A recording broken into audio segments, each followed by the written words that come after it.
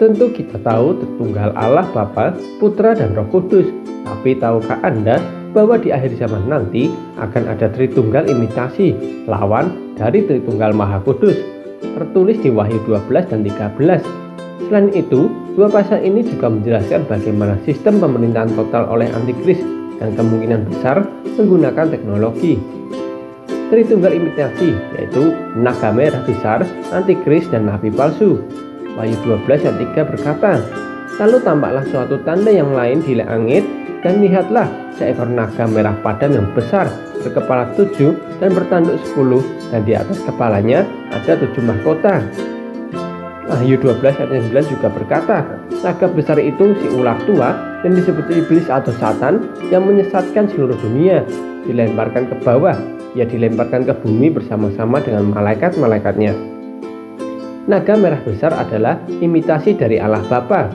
Allah adalah pencipta dan sumber kehidupan, sedangkan iblis datang hanya untuk mencuri, membunuh, dan membinasakan, lawan dari penciptaan dan sumber kehidupan.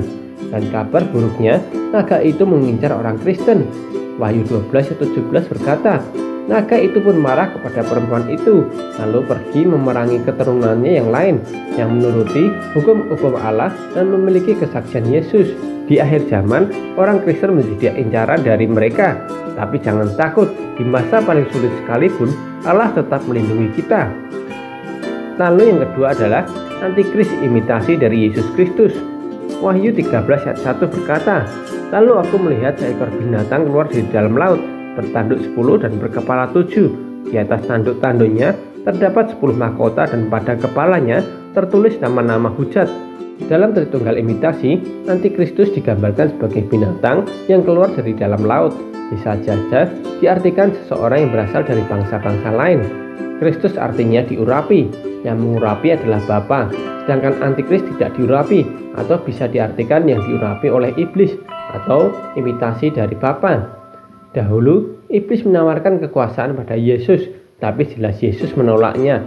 Sedangkan di akhir zaman nanti akan ada seorang manusia yang akan menerima kuasa dari iblis. Dia tidak akan berasal dari agama manapun, karena dia yang akan menciptakan agama baru imitasi Yesus yang menjadi batu penjuru dan menjadi fondasi iman Kristen sebagai agama terbesar saat ini.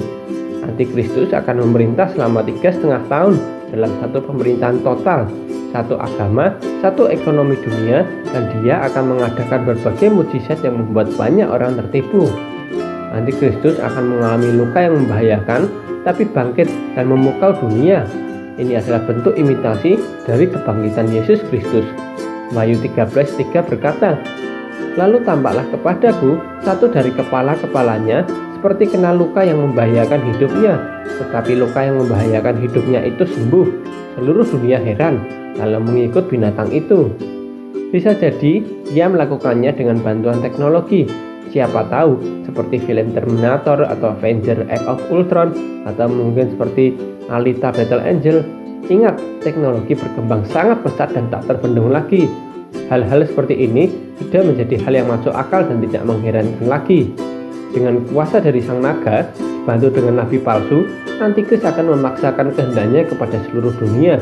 Berbeda dengan Yesus yang menyediakan jalan kebenaran dan hidup dan membiarkan setiap orang menerimanya. Antikris akan memaksa seluruh dunia untuk menyembah dia atau patung binatang, dan setiap orang wajib menggunakan tanda binatang sebagai tanda ketaatan penuh kepada Antikris. Dia akan muncul di panggung dunia, tepatnya di bait suci yang ketiga, membawa kedamaian palsu dan mengontrol penuh dunia dengan kuasanya. Saat dia berkuasa, pilihannya hanya dua, menyembah dia supaya hidup di bumi, tapi menerima murka Allah, atau menolak menyembah Antikris dan mati, tapi hidup kekal bersama Kristus. Wahyu 13:7 berkata, "Ia juga diperkenankan untuk berperang melawan orang-orang kudus dan untuk mengalahkan mereka, dan kepadanya diberikan kuasa atas setiap suku dan umat dan bahasa dan bangsa." Lalu yang ketiga adalah nabi palsu, imitasi dari Roh Kudus. Wahyu 13 ayat 11-12 berkata, "Lalu aku melihat seekor binatang lain keluar dari dalam bumi dan bertanduk 2 sama seperti anak domba, dan ia berbicara seperti seekor naga. Seluruh kuasa binatang yang pertama itu dijalankannya di depan matanya. Ia menyebabkan seluruh bumi dan semua penghuninya menyembah binatang yang pertama, yang luka parahnya telah sembuh. Nabi palsu adalah imitasi dari Roh Kudus. Jika Roh Kudus menuntun orang-orang untuk menyembah Yesus Kristus, sang nabi palsu ini menggunakan berbagai macam mukjizat palsu supaya mengikat dan memaksakan manusia untuk tunduk pada binatang yang pertama, yaitu Antikris.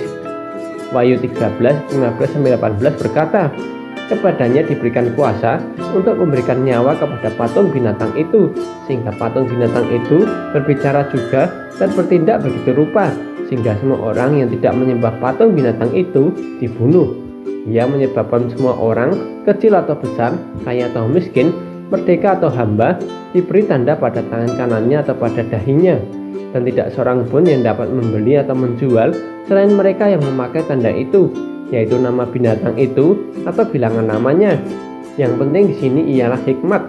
Siapa yang bijaksana, baiklah ia menghitung bilangan binatang itu, karena bilangan itu adalah bilangan seorang manusia dan bilangannya ialah 666. Mungkin kita bertanya-tanya, dengan cara apakah nabi palsu mengadakan mukjizat sampai-sampai semua manusia di bumi melihatnya dan bahkan memaksakan setiap manusia untuk menyembah patung binatang Antikris. 100 tahun lalu mungkin belum ada yang mengira bagaimana caranya, tapi kita yang sekarang hidup berdampingan dengan teknologi seharusnya tahu persis bagaimana cara Tritunggal imitasi ini berkuasa penuh selama 3,5 tahun. Bisa jadi mereka menggunakan teknologi untuk menguasai dunia. Ingat penglihatan Daniel tentang kerajaan terakhir yang akan muncul sebelum Yesus datang. Kerajaan tanah liat yang bercampur dengan besi. Sejak kitab Kejadian, kita tahu persis bahwa tanah adalah simbol dari manusia. Dan besi tidak lain adalah melambangkan teknologi yang berbaru menjadi satu dengan manusia. Kerajaan terakhir adalah kerajaan manusia yang bercampur dengan teknologi. Saat ini tidak ada manusia yang sanggup hidup tanpa teknologi. Semua serba non-tunai, serba cepat, serba tepat. Berapa banyak orang yang di PHK lalu digantikan dengan robot. Dengan cara inilah Tritunggal imitasi berkuasa. Kemungkinan besar patung binatang yang diberi nyawa ini adalah robot. Ingat, dahulu manusia menciptakan patung yang mati untuk disembah, bahkan sampai sekarang. Tapi saat ini manusia bisa menciptakan patung yang benar-benar hidup, bahkan memiliki kecerdasan jauh melampaui penciptanya, yaitu manusia. Apa jadinya patung yang memiliki insting binatang, yaitu hanya bergerak karena insting, tapi tanpa hati, dibekali dengan kecerdasan super dengan tujuan untuk menguasai dunia? Jika kita tidak menyerahkan data diri kita kepada patung binatang ini, bersiaplah hidup tanpa bisa menjual dan membeli dan dianggap teroris, lalu diburu untuk dibunuh. Karena semua sistem perekonomian nanti akan ada di bawah kendali penuh Antikris. Roh Kudus hidup berdiam di dalam diri setiap orang percaya. Sedangkan nabi palsu menanamkan tanda binatang untuk memaksakan menyembah Antikris. Itulah cara bagaimana Antikris melaksanakan sistem pemerintahan total dengan dukungan nabi palsu. Saat ini sudah 2000 tahun lebih sejak kedatangan Kristus yang pertama, sebagai tanda bahwa kita berada di zaman akhir. Apakah sekarang kita masih menantikan kedatangan yang kedua dan berusaha mempersembahkan tubuh kita sebagai bait Roh Kudus untuk kemuliaannya?